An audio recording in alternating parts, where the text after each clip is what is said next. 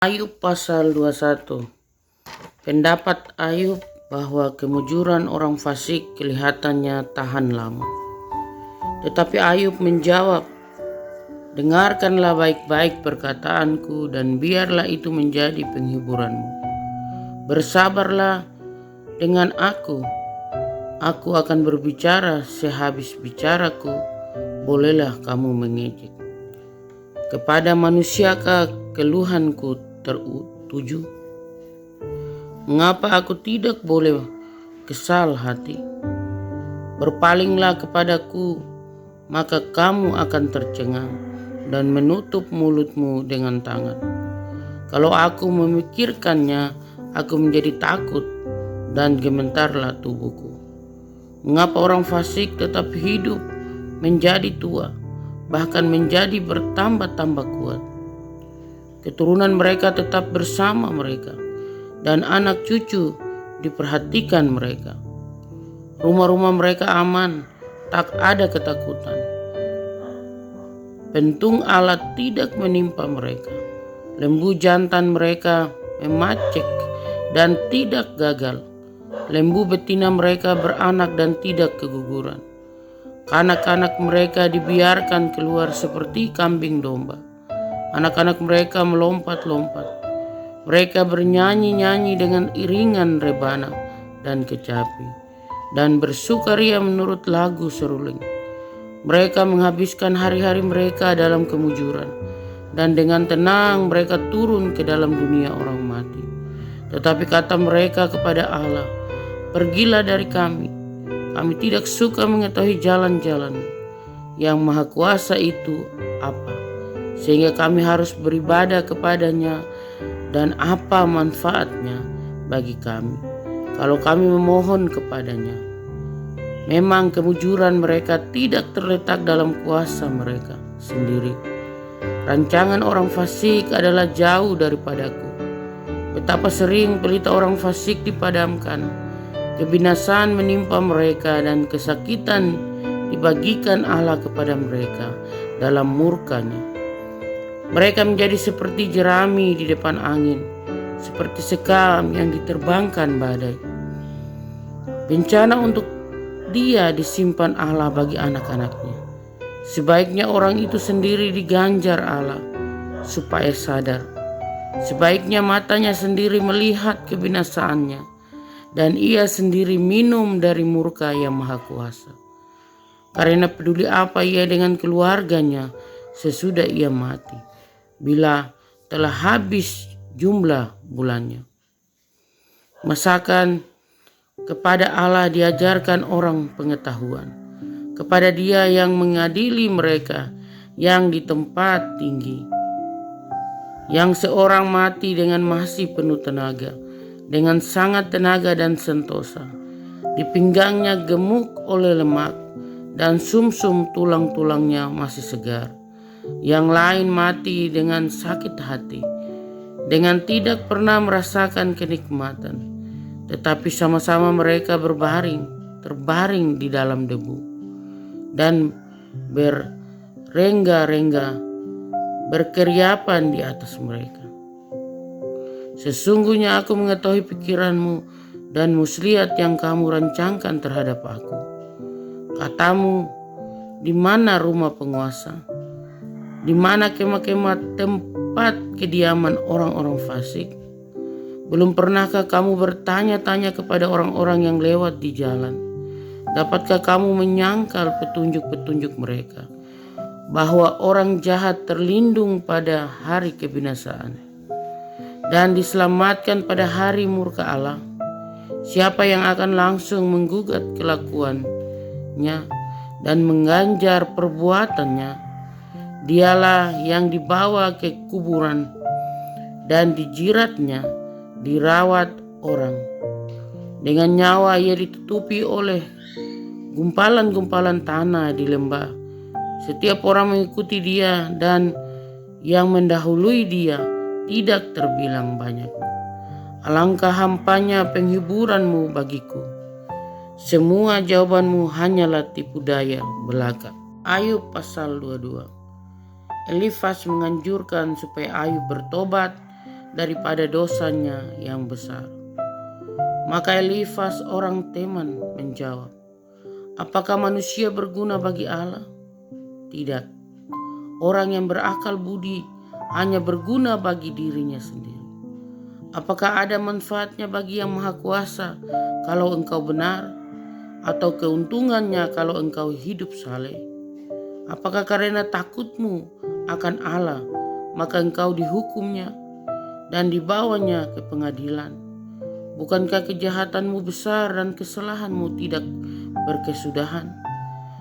Karena dengan sewenang-wenang engkau menerima gadai dari saudara-saudaramu dan merampas pakaian orang-orang yang melarat. Orang yang kehausan tidak kau beri minum air, dan orang yang kelaparan tidak kau beri makan. Tetapi orang yang kuat, dialah yang memiliki tanah, dan orang yang disegani, dialah yang mendudukinya. Janda-janda kau suruh pergi dengan tangan hampa, dan lengan yatim piatu kau remukan. Itulah sebabnya engkau dikelilingi perangkap dan dikejutkan oleh kedahsyatan dengan tiba-tiba. Terangmu menjadi gelap sehingga engkau tidak dapat melihat, dan banjir meliputi engkau. Bukankah Allah bersemayam di langit yang tinggi? Lihatlah bintang-bintang yang tertinggi betapa tingginya. Tetapi pikirmu tahu apa Allah? Dapatkah ia mengadili dari balik awan-awan yang gelap? Awan meliputi dia sehingga ia tidak dapat melihat. Ia berjalan-jalan sepanjang lingkaran langit. Apakah engkau mau tetap mengikuti jalan lama yang dilalui orang-orang jahat, mereka yang telah direnggut sebelum saatnya, yang alasannya dihanyutkan sungai, mereka yang berkata kepada Allah, pergilah daripada kami, dan Yang Maha Kuasa dapat berbuat apa terhadap kami? Namun dialah juga yang memenuhi rumah mereka dengan segala yang baik. Tetapi rancangan orang fasik adalah jauh daripadaku. Hal itu dilihat oleh orang benar, dan mereka bersukaria. Orang yang tidak bersalah mengolok-olok mereka. Sungguh, lawan kami telah dilenyapkan, dan peninggalan mereka telah habis dimakan api. Berlakulah ramah terhadap dia, supaya engkau tentram, dengan demikian engkau memperoleh keuntungan. Terimalah apa yang diajarkan mulutnya, dan taruhlah firman-Nya dalam hatimu. Apabila engkau bertobat kepada Yang Maha Kuasa dan merendahkan diri, apabila engkau menjauhkan kecurangan dari dalam kemahmu, membuang biji emas ke dalam debu, emas Ofir ke tengah batu-batu sungai, dan apabila Yang Maha Kuasa menjadi timbunan emasmu dan kekayaan perak, maka sungguh-sungguh engkau akan bersenang-senang karena Yang Maha Kuasa, dan akan menengadah kepada Allah. Jikalau engkau berdoa kepadanya, Ia akan mengabulkan doamu, dan engkau akan membayar nasarmu. Apabila engkau memutuskan berbuat sesuatu, maka akan tercapai maksudmu, dan cahaya terang menyinari jalan-jalanmu. Karena Allah merendahkan orang yang angkuh, tetapi menyelamatkan orang yang menundukkan kepala. Orang yang tidak bersalah diluputkannya. Engkau luput karena kebersihan tangan. Ayub pasal 23. Ayub ingin membela diri di hadapan Allah. Tetapi Ayub menjawab, sekarang ini keluh kesahku menjadi pemberontakan. Tangannya menekan aku sehingga aku mengadu. Semoga aku tahu mendapatkan dia, dan boleh datang ke tempat ia bersemayam. Maka akan kupaparkan perkaraku di hadapannya, dan kupenuhi mulutku dengan kata-kata pembelaan. Maka aku akan mengetahui jawaban-jawaban yang diberikannya kepadaku, dan aku akan mengerti apa yang difirmankannya kepadaku. Sudikah ia mengadakan perkara dengan aku dalam maha kuasaannya? Tidak, ia akan menaruh perhatian kepadaku. Orang jujurlah yang akan membela diri di hadapannya, dan aku akan bebas dari hakimku untuk selama-lamanya. Sesungguhnya kalau aku berjalan ke timur, ia tidak di sana, atau ke barat, tidak kudapati dia. Di utara ku cari dia, ia tidak tampak. Aku berpaling ke selatan, aku tidak melihat dia, karena ia tahu jalan hidupku. Seandainya ia menguji aku akan timbul seperti emas. Kakiku tetap mengikuti jejaknya, aku menuruti jalannya dan tidak menyimpang. Perintah dari bibirnya tidak kulanggar, dalam sanubariku kusimpan ucapan mulut. Tetapi ia tidak pernah berubah, siapa dapat menghalangi dia? Apa yang dikehendakinya dilaksanakannya juga, karena ia akan menyelesaikan apa yang ditetapkan atasku. Dan banyak lagi hal yang serupa itu dimaksudkannya. Itulah sebabnya hatiku gemetar menghadapi dia. Kalau semuanya itu kubayangkan, maka aku ketakutan terhadap dia. Allah telah membuat aku putus asa. Yang Maha Kuasa telah membuat hatiku gemetar. Sebab bukan karena kegelapan aku binasa, dan bukan juga karena mukaku ditutupi gelap gulita. Ayub pasal 24. Allah seakan-akan acuh tak acuh.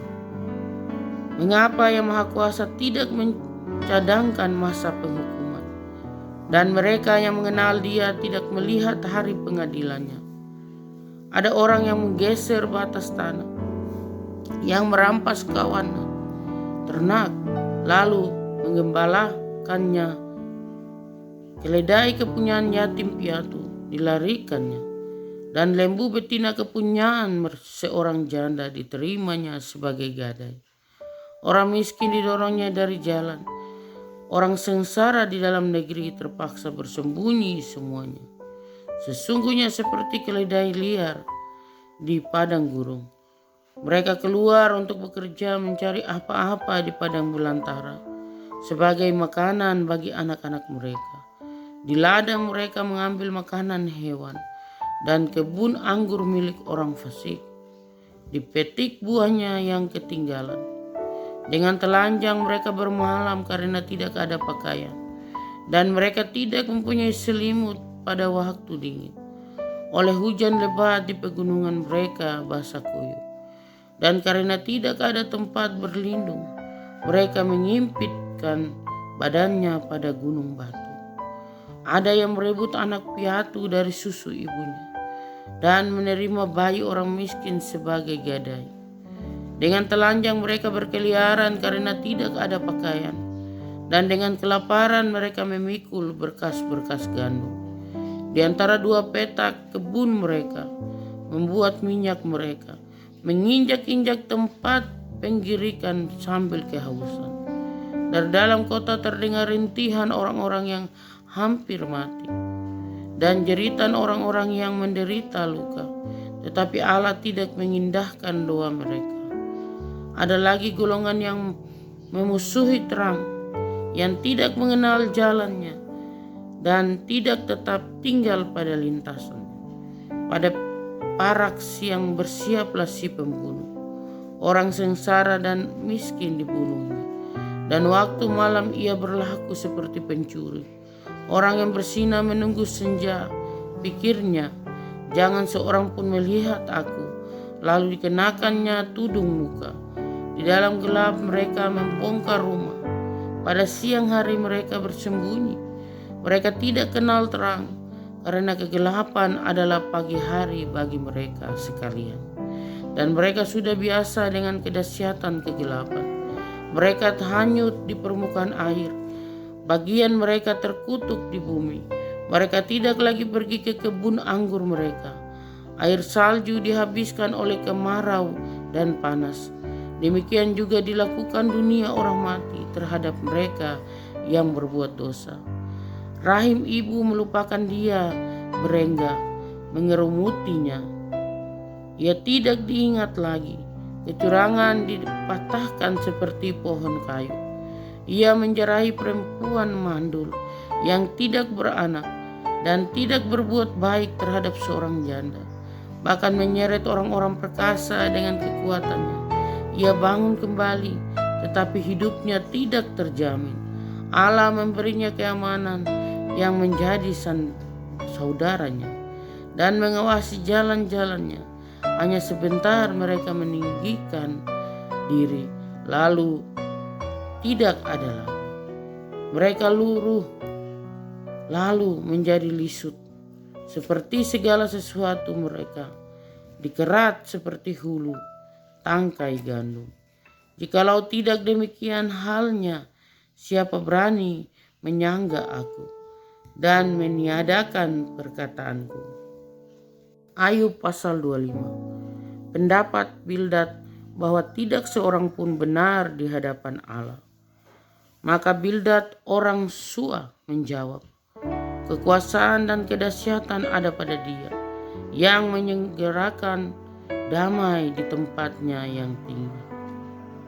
Dapatkah dihitung pasukannya? Dan siapakah yang tidak disinari terangnya? Bagaimana manusia benar di hadapan Allah, dan bagaimana orang dilahirkan perempuan itu bersih. Sesungguhnya bahkan bulan pun tidak terang, dan bintang-bintang pun tidak cerah di matanya. Lebih-lebih lagi manusia yang adalah berengga, anak manusia yang adalah ulat.